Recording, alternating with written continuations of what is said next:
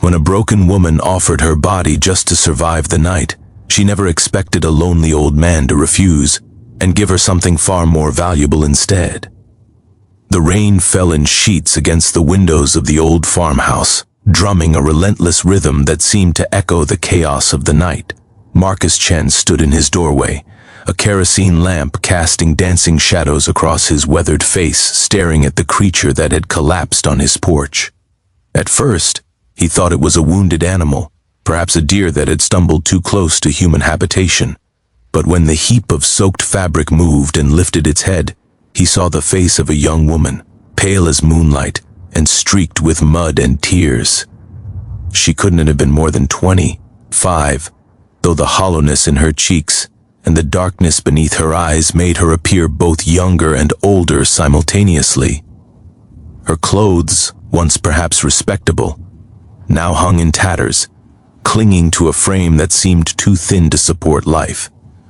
Her lips were blue, her body shaking with violent tremors that had nothing to do with fear, and everything to do with the bitter cold of the October night.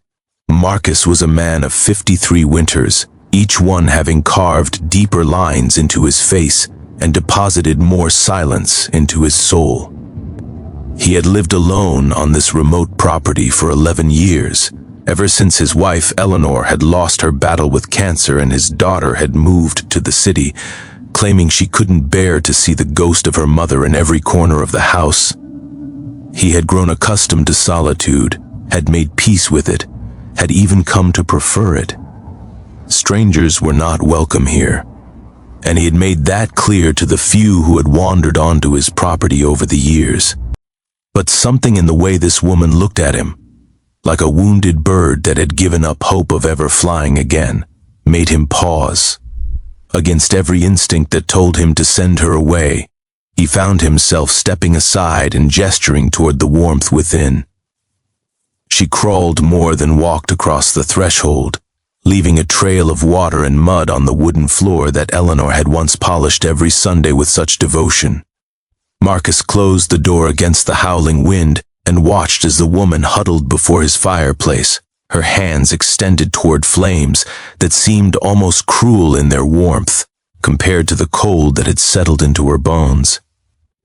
He brought her a blanket, one of the thick wool ones that Eleanor had knitted during the long winters when her illness had kept her confined to her chair by this very fire. The woman wrapped it around herself with trembling fingers, and for several long minutes, neither of them spoke. The only sounds were the crackling of the fire, the persistent rain, and the woman's ragged breathing as her body slowly remembered what warmth felt like. When she finally found her voice, it came out as a whisper, hoarse and broken. Her name was Iris, she said, though she offered no last name and Marcus didn't ask for one. She had been walking for 3 days, she explained, ever since she had fled from a man whose cruelty she described only in fragments and silences. There was a husband somewhere behind her, a man who had once promised to love and cherish her, but had instead taught her the many different ways a heart could be broken and a spirit could be crushed. She had left with nothing but the clothes on her back, and even those had been torn in her desperate flight through forests and across fields she didn't know. Marcus listened without interrupting, his face revealing nothing of the thoughts churning beneath the surface. He had heard stories like this before, had read about them in newspapers and seen shadows of them in the faces of women in town who smiled too brightly and flinched too easily. But he had never had such a story delivered to his doorstep, dripping wet and desperate. When Iris finished speaking, she looked up at him with eyes that had clearly prepared themselves for rejection. She had been turned away before, he realized, perhaps multiple times on this journey that had led her to his remote farmhouse. She knew how this would go, knew what people said when they saw a woman like her, alone and vulnerable and asking for help. What came out of her mouth next broke something inside Marcus that he hadn't even known was still capable of breaking. She rose to her knees, the blanket falling from her shoulders, her fingers fumbling with the top button of her ruined blouse.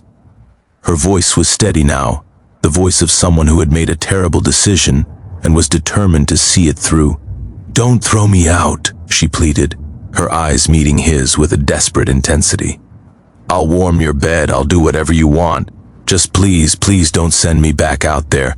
I can't survive another night in the cold. I know I have nothing else to offer you, but I can offer you this. I can be whatever you need me to be." Marcus felt something hot and sharp rise in his throat. Not desire, not even close to it. What he felt was a grief so profound that for a moment he couldn't breathe. Grief for this woman who had been so broken by life that she believed her body was the only currency she possessed. Grief for a world that created such desperation, and somewhere beneath all of that, grief for his Eleanor, who had spent her final months teaching him about the sanctity of human dignity and the importance of kindness in a world that so often forgot both. He moved forward slowly, carefully, the way one might approach a frightened animal. Iris's fingers paused on her button, uncertainty flickering across her features. This was not the reaction she had expected. She had braced herself for rough hands and cruel demands, or perhaps for disgust and rejection. She had not prepared for gentleness. Marcus reached out and took her hands in his, guiding them away from her blouse. He pulled the blanket back up around her shoulders, tucking it carefully as one might do for a child. Then he released her hands and stepped back, putting distance between them that felt both necessary and kind. "You're going to stay the night," he said, his voice gruff but not unkind. "You're going to stay as many nights as you need to. There's a spare bedroom upstairs that hasn't been used in years, but the bed is clean and there are more blankets in the closet. In the morning I'll make breakfast, and we'll figure out what comes next for you. But hear me clearly, young lady. You will not be warming any bed but your own, and you will not be offering anything to anyone. What happened to you before you came here? What made you think that was an acceptable trade? That's not how things work in this house. Never has been, never will be." Iris stared at him for so long that Marcus began to wonder if she had understood his words. Then, slowly, something shifted in her expression.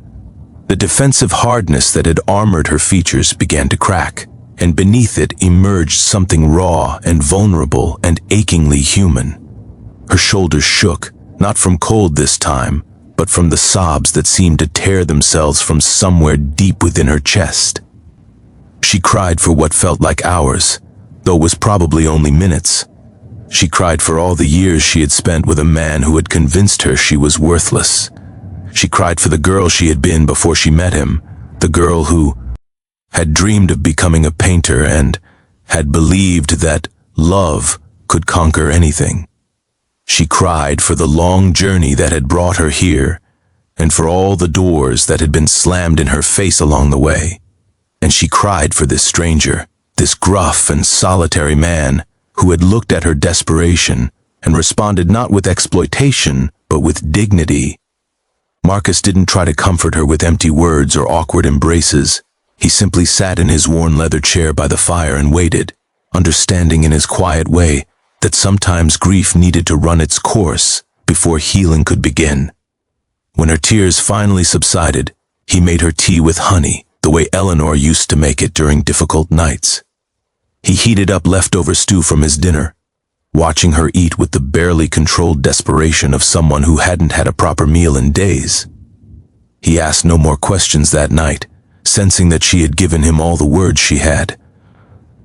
The spare bedroom was cold when she entered it, but Marcus had placed a hot water bottle beneath the covers and laid out one of Eleanor's old nightgowns that he had never been able to bring himself to donate.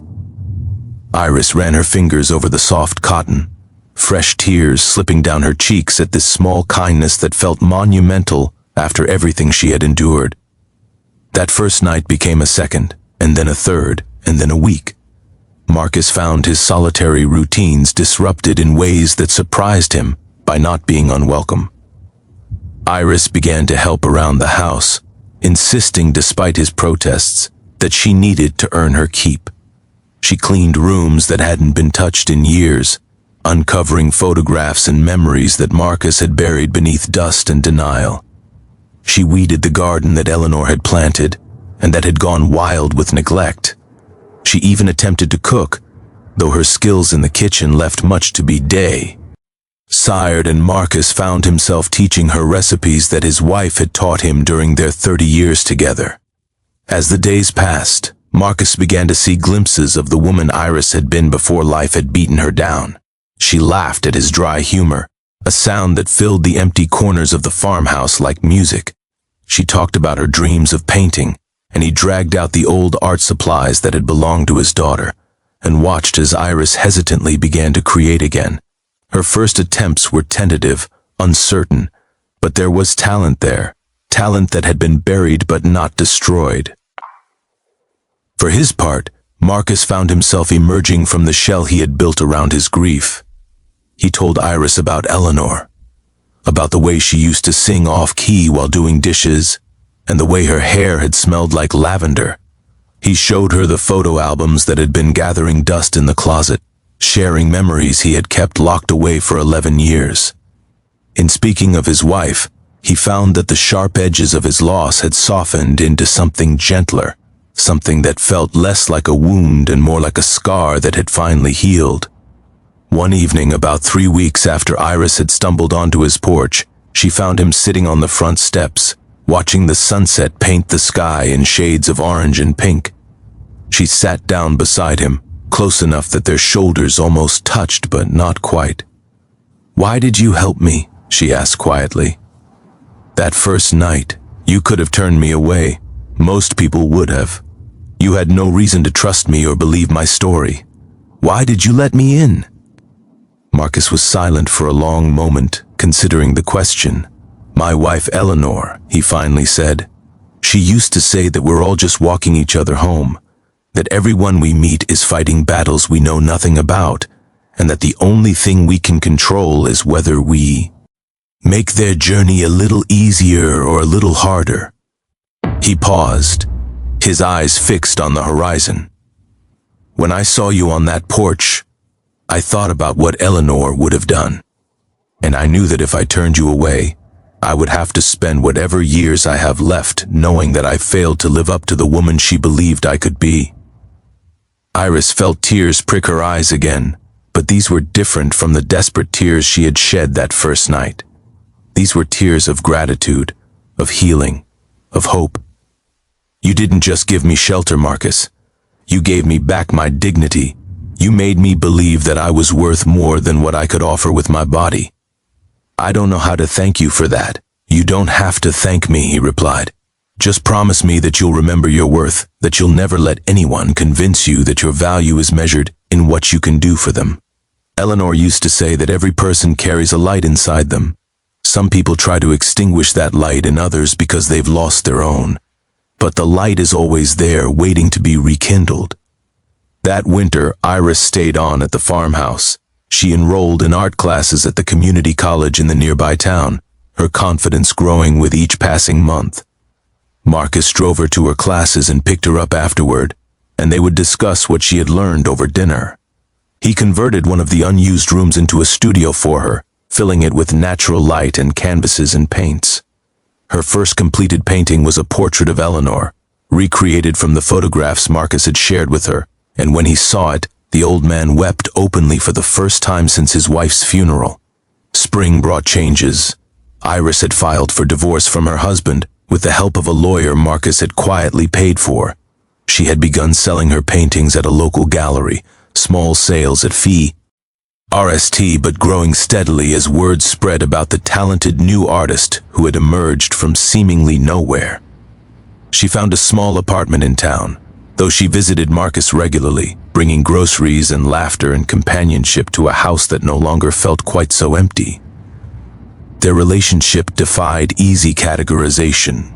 He was not her father, though he offered wisdom and guidance. She was not his daughter, though she brought joy and purpose back into his life. They were something else entirely, two broken people who had found each other at precisely the right moment and had chosen healing over exploitation, connection over isolation, warmth of heart over warmth of bed. Years later, when Iris had become a successful artist known for her luminous paintings of light and shadow, interviewers would often ask her about her inspiration. She would tell them about Marcus, about a stormy night and a desperate offer that had been gently refused. She would explain that true warmth, the kind that sustained you through the coldest nights of the soul, could never be found between sheets or in the temporary heat of physical contact. It could only be found in acts of kindness, in recognition of human dignity, in the simple yet profound decision to see another person's worth when they could no longer see it themselves. Marcus lived another 8 years, long enough to see Iris marry a kind man who looked at her the way he had once looked at Eleanor. Long enough to hold her first child, a daughter named Eleanor Rose, who inherited her grandmother's spirit without ever having met her. And when he finally passed, peacefully in his sleep on a quiet winter night, Iris was there beside him, holding his hand as he had once held hers. In his will, he left her the farmhouse, along with a letter he had written years before. In it, he thanked her for reminding him that there was still RMT left in his heart after all those years of cold. He told her that saving her that night had also saved him, had given meaning to the final chapter of his life. And he asked her to do for others what he had done for her, to recognize the light in those whose flames had flickered low, and to help them burn brightly once again. The farmhouse became a refuge for others over the years, a place where women fleeing dark circumstances could find shelter and healing, and the space to remember who they truly were. Iris named it Eleanor's house, and on the mantel above the fireplace, she placed 2 photographs, one of a woman with lavender-scented hair and a crooked smile, and one of a gruff old man who had chosen to warm a stranger's heart instead of her bed, and in doing so, had changed the course of 2 lives forever.